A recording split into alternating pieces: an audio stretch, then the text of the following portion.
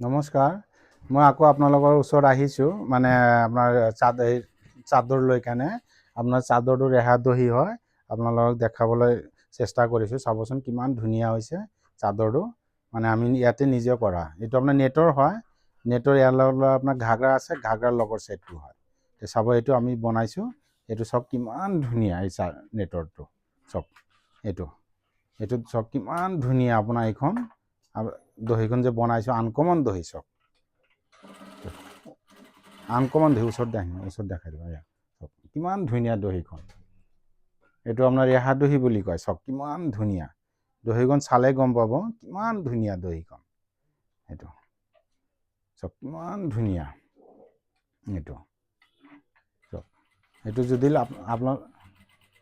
যদি আপোনালোকে ইয়াত এনেকুৱা দহি চিলাবলৈ বিচাৰে তে আহিব, আপোনালোকে আহিব Rakiya ladies tailor, old Balibat, Jorhat আহিব ৰকীয়া লেডিজ টেইলাৰ।